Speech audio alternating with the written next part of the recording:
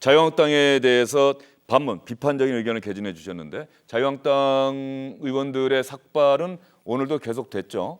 네, 그렇습니다. 어제 오선에 이주영 의원과 심재철 의원이 그랬죠. 정진 의원들 두 명이 삭발을 했고 오늘은 이만희, 김석기, 최교일, 송석준, 장석춘 검사, 경찰 출신 의원 5명이 한꺼번에 오늘 국회 본관 앞에서 삭발을 했습니다. 집단 삭발이네요. 지금 한국당 내부에서는 앞으로도 한 30명이 더 삭발을 대기하고 있다. 뭐 이런 얘기까지 나오고 있는데 내부적으로는 상당히 좀 고민이 깊은 것 같습니다.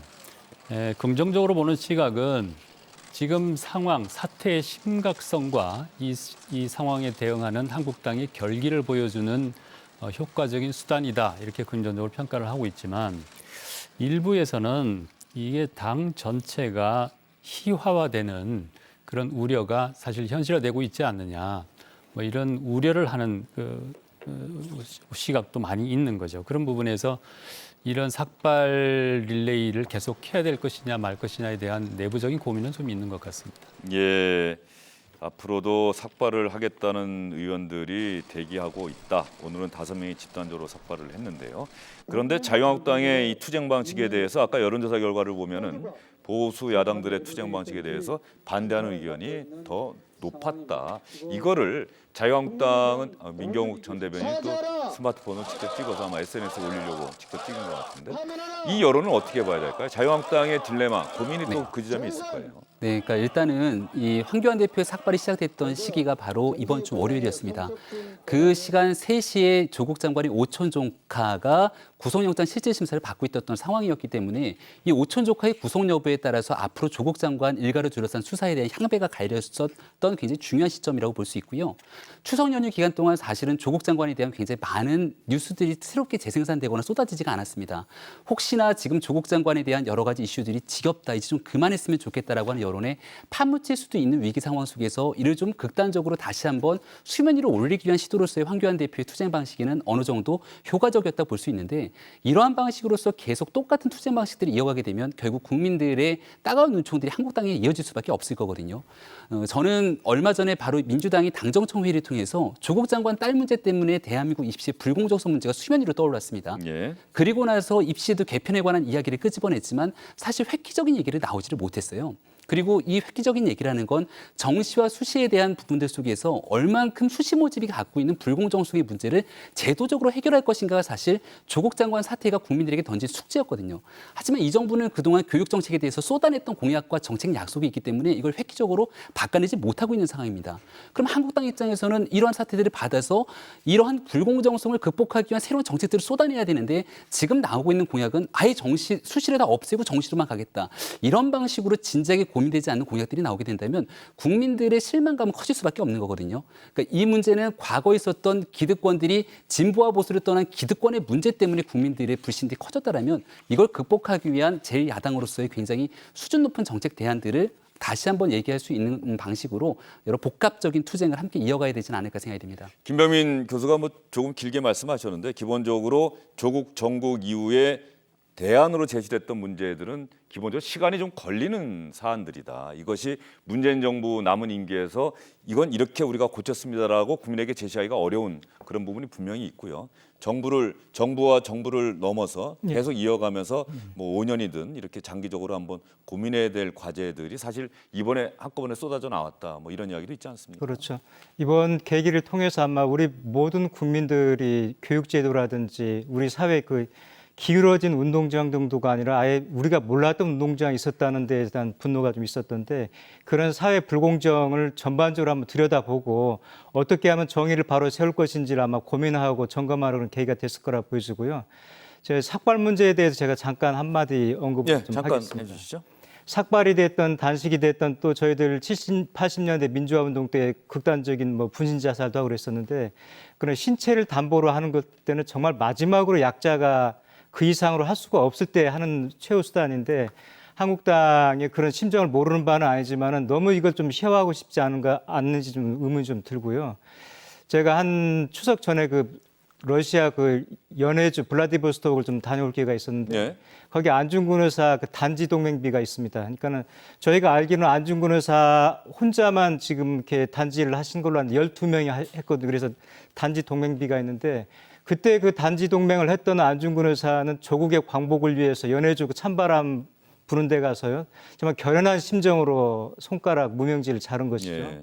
그리고 대한독립이라고 이제 피로 태극기에다 썼는데 지금 저희 한국 땅에서 저렇게 삭발을 할 때 그분들이 그만큼 그런 비장한 국가를 위해서 그런 게 있는지 저는 좀 묻고 싶은 게요. 이번 삭발 때 자꾸 거론됐던 게 이제 김영삼 대통령의 그 삭발 얘기를 하는데 그분은 23일 동안 단식을 하면서 민주주의를 가치를 내걸었었거든요. 또 김대중 대통령 같은 경우도 지방자치 실현을 위해서 그 단식을 했던 게 있었고요. 목숨을 건 예. 투쟁이었죠. 그런 우리 안중근 의사부터 DJ YS를 이렇게 단지가 됐던 삭발이 됐던 단식이 됐던 이런 걸 비춰볼 때 지금 한국 땅이 신체를 담보로 한 저 삭발이 과연 국민들한테 얼마만큼 공감력을 얻을 수 있을지 좀 묻고 싶습니다. 예, 알겠습니다. 이 자유한국당 이야기가 나왔으니까 이렇게 삭발 투쟁 계속 이어가고 있는데 그 과정에서 일부 정치인들이 했던 이야기가 또 다른 혐오 발언 아니냐, 특히 정신 장애를 갖고 계신 분들에 대한 혐오 발언이다라고 하는 비판을 받고 있습니다. 어떤 이야기였는지 신상진 의원과 박인숙 의원의 이야기를 차례로 들어보도록 하겠습니다.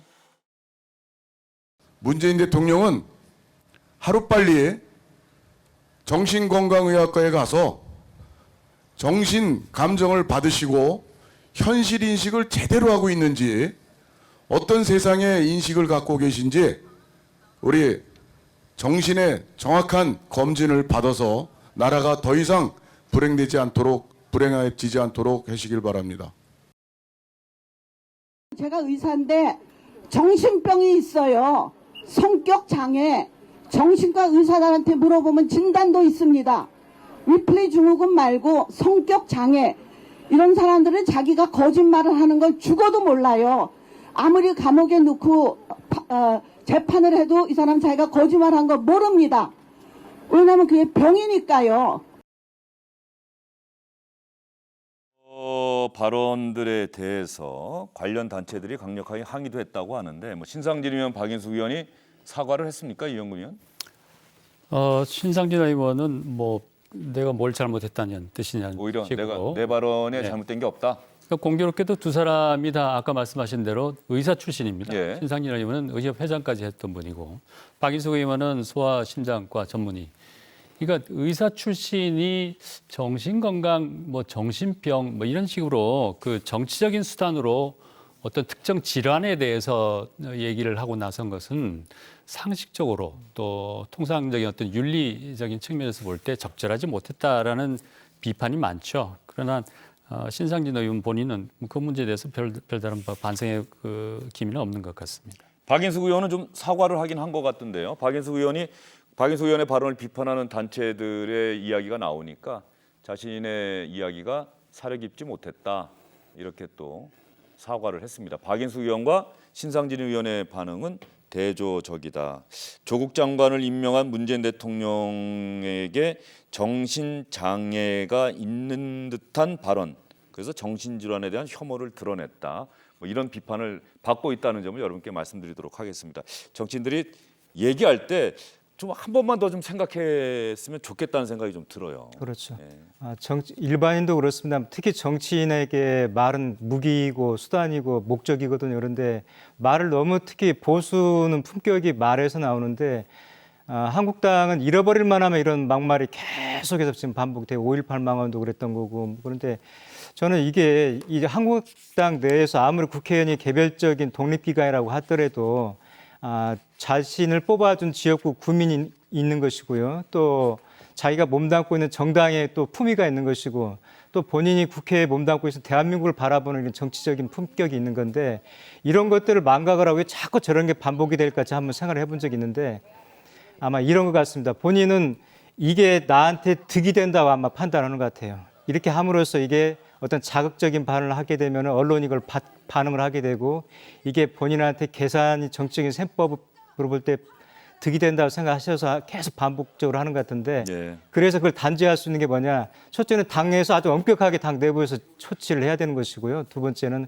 우리 국민들 유권자들이 그런 것들 잃어버리지 마시고 기억했다가 다음 선거 때 반드시 심판을 좀 했으면 합니다. 5.18 광주민주화운동에 대한 잘못된 발언, 망언이라는 표현까지 받았는데 그런 자유한국당이 그런 발언들로부터 좀 교훈을 얻었으면 좋겠다는 생각이 좀 듭니다. 이런 이야기 보면서 본인들의 투쟁에 담긴 의미, 의지가 제대로 전달되지 않도록 하는 게 바로 또 저런 발언들 아니겠습니까? 그런 네. 면에서 좀 반성이 필요해 보이는데요. 일단 김병민 교수님 간략하게 한번 말씀해 주시죠. 그러니까 말씀하셨던 것처럼 과거에 있었던 발언들에 대한 강력한 문제 제기, 재발 방지를 위한 강력한 내용들에 대한 뭐 처벌이라든지 여기에 대한 조정이 있어야지 이런 일들이 반복되거나 재발되지 않을 텐데요.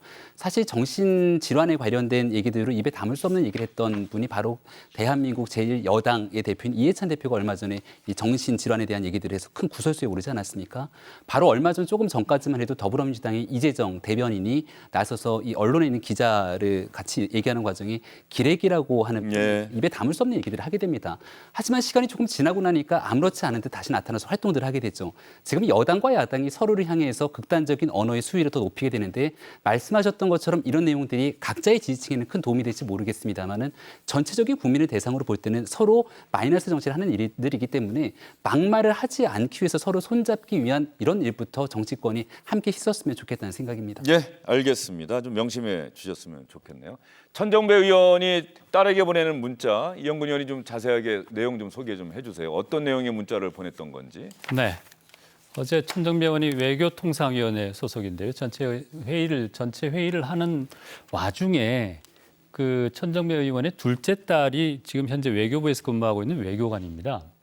그 딸과 그 문자를 주고받는 내용이 보였어요. 근데 그 내용을 보면 이번에 국감을 9주만에 속해서 뭐 프랑스를 비롯해서 유럽 지역으로 돌게 될 텐데 혹시 너와 가까운 직원들이 있으면 알려주고 내가 가서 도와줄 여기까지 이 작성이 된 게 이제 언론 카메라에 예. 그 전체 맥락으로 보면 내가 국감 때문에 이번에 가니까 혹시 네가 잘 아는 그 외교 그 공간에 직원들이 있으면 얘기를 해주면 내가 가서 뭐 힘을 준다든가 좀 도와줄 방법을 찾아볼게 뭐 이런 의미가 아닐까 이렇게 추측이 되는 거죠. 일단 그렇게 보이네요. 내가 도와줄 그다음에 이렇게 세로선이 그어져 있었어요. 뭐 마침표가 아니라 그러면 도와줄 뭐 개 뭐 이렇게 아마 문자를 작성할 때 예. 커서 같은 예. 거죠. 네. 그런데 정치인들 국회의원들 정말 회의실 안에서는 이 휴대전화 쓰는 거 정말 조심해야 될 텐데 저기 그대로 다 찍혔네요. 어떻게? 네. 예. 이거 이제 한 말씀만 꼭 좀 예. 드리고 싶은 게 있는데요. 천정배 의원 얘기가 나와서 딸의 외교관을 많이 들어본 기억들이 나서 한번 기사를 검색해 보니까 2016년도에 천정배 의원이 당선되고 났을 때 다선 의원 아닙니까? 그때 이런 기사가 났습니다. 외교관 작은 딸, 판사 큰 딸이 혹시 불편할까 싶어 외통위 법사위 마다한 천정배. 라고 기사가 났는데 지금 외통위원회 위원으로 있으면서 국정감사에 가는 기간 동안 예. 이렇게 본인들이 우려했던 일들이 현실로 일어나고 있다는 것은 정치계 뼈아픈 실책이 아닐까라는 생각이 듭니다. 천정배 의원 측은 뭐라고 합니까, 이영근 의원? 천정배 의원은 뭐 그 공간에 나가면 대개 이제 공관장 같은 고위직들을 만나게 되는데 그 직원들을 소개를 해주면 내가 직원들이 겪고 있는 현재의 고충을 잘 듣고 그걸 또 국감에 반영하고 개선되도록 노력하겠다는 취지였다. 뭐 이런 식으로 지금 해명을 하고 있죠. 예, 알겠습니다. 천정배 의원 얘기는 그쯤에서 한번 정리를 하도록 하고요.